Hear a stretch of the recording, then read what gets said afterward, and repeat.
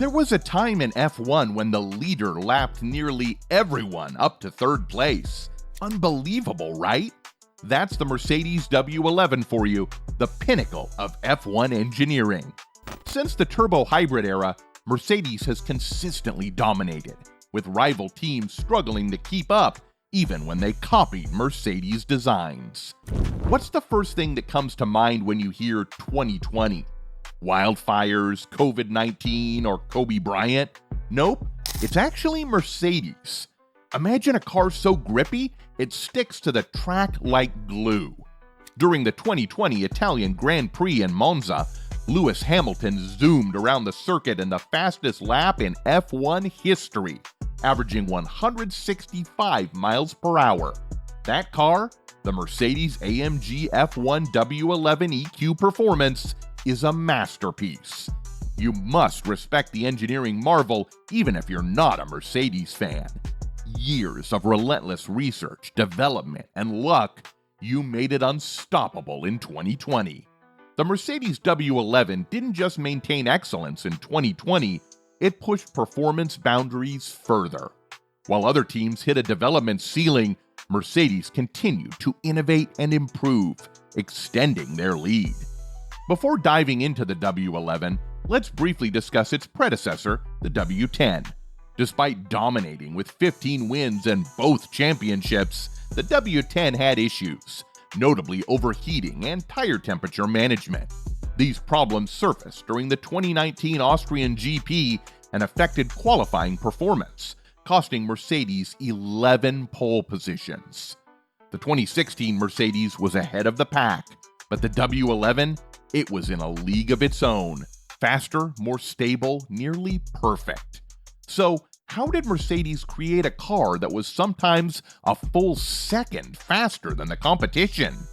They made a car so good that other teams copied their design and jumped from mid-pack to podiums. The competition? In 2019, Mercedes was battling Ferrari, losing poles and races. By 2020, Ferrari was nowhere. The W11 was special because Mercedes nailed it, excelling in the power unit and aerodynamics. These departments worked together seamlessly, unlike teams like Red Bull, who struggled with their Renault engines. The W11 was the pinnacle of Mercedes' 6 years of dominance in the turbo hybrid era.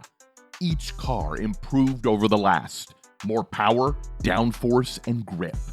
The engine was unmatched, especially during the V6 turbo hybrid era, contributing to Mercedes' 8 consecutive championships. But by 2020, Ferrari had closed the power gap, making the competition fiercer than ever. You can blame a lot of Mercedes' 2020 dominance on Ferrari. In 2019, Ferrari grabbed pole positions and race wins, pushing Mercedes to up their game for 2020. But Ferrari's success came from some clever rule bending. Once the FIA caught on and stopped them, Ferrari fell back to the midfield, leaving Mercedes unchallenged. Red Bull and Honda needed more time to be ready to compete. Mercedes thought they'd be battling a lightning-fast Ferrari, so they made their power unit even more powerful. They achieved over 50% thermal efficiency, creating the most efficient internal combustion engine ever. This meant more power and less heat. With help from Petronas and significant cooling upgrades, the W11 was a beast, and Lewis Hamilton was unstoppable. Thanks, Ferrari. Diving into the W11's evolution, it's clear Mercedes tackled these earlier issues head-on to stay on top. In 2020, they've rolled out some tweaks compared to the 2019 model. Let's break down these changes, starting with the front suspension.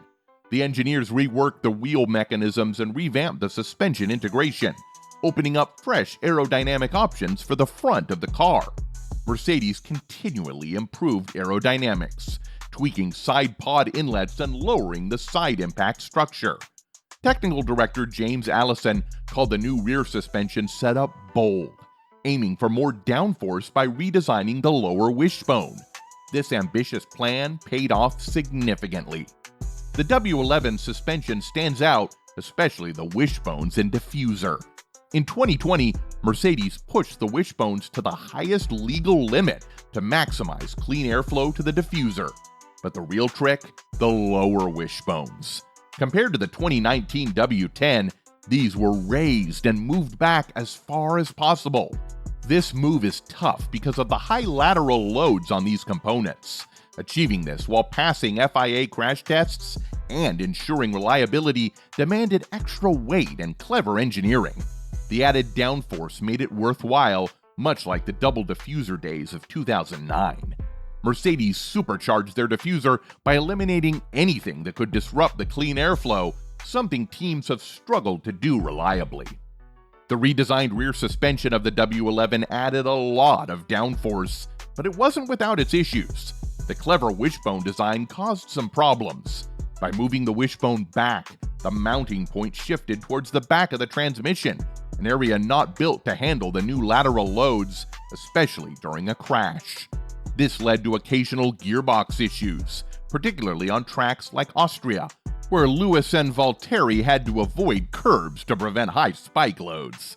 Despite this, the W11 became the most aerodynamically efficient F1 car ever.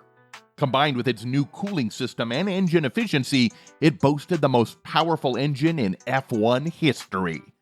Beneath the sleek exterior, Mercedes has tackled the nagging overheating issue since 2019. They focused on boosting engine efficiency, especially in high temperatures, which had plagued the previous model.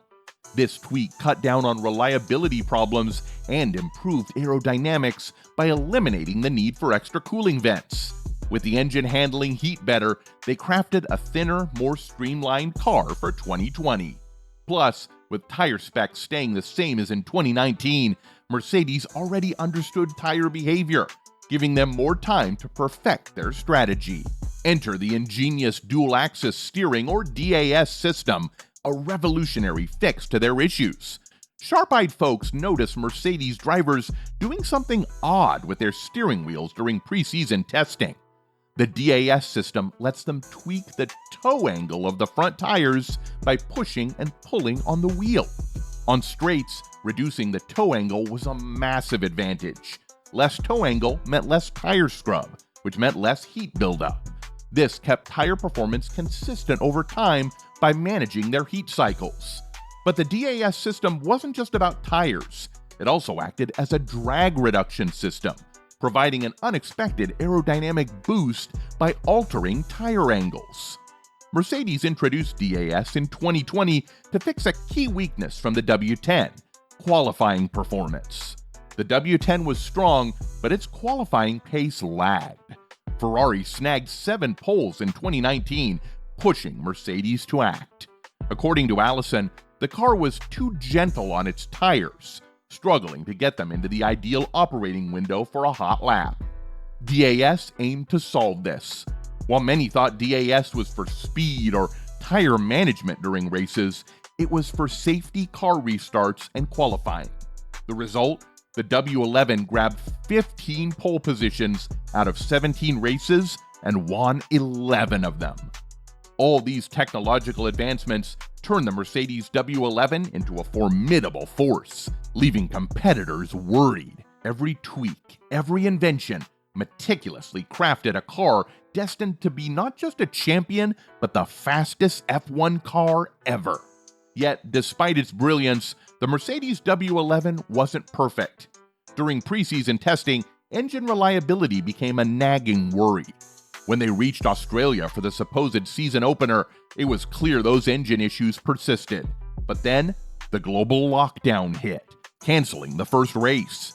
This unexpected break became a blessing, giving Mercedes the crucial time to tackle these problems. Those reliability gremlins were mostly sorted out when they rolled into Austria for the delayed start in July. Even though most of the tire issues were sorted, Silverstone still gave Mercedes a tough time.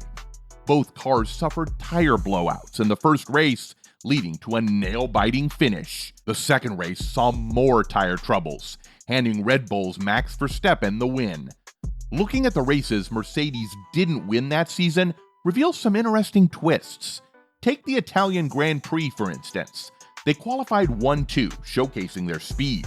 but a chaotic race, compounded by Lewis Hamilton's 10-second stop-go penalty, let victory slip away, opening the door for Pierre Gasly's first ever F1 win. The Sakir GP had its drama. With Hamilton out due to a positive COVID test, George Russell stepped in and seemed set for victory until strategic errors handed the win to Sergio Perez. Then, the Abu Dhabi Grand Prix had a unique twist. Despite Hamilton's return from illness, he wasn't at his best. Max Verstappen of Red Bull dominated, claiming both pole position and the race win. Throughout the 17-race season, the W11 stumbled only twice due to performance issues, showcasing its dominance. It shattered records, holding multiple track records likely to stand for years. The 2021 season brought new FIA regulations to curb Mercedes' advantage, yet they remain top contenders. The W12 couldn't match the W11, underscoring the incredible achievement of Mercedes' pre-budget cap era. In a sport where other F1 cars lag behind, the W11's records stand out even more. It played a key role in Lewis Hamilton's 7th World Championship, equaling Michael Schumacher's legendary status. Witnessing the W11, whether on TV or in person, was a rare masterpiece in racing history. Thanks for watching. What do you think of the Mercedes W11? Drop a comment below and subscribe for more amazing content.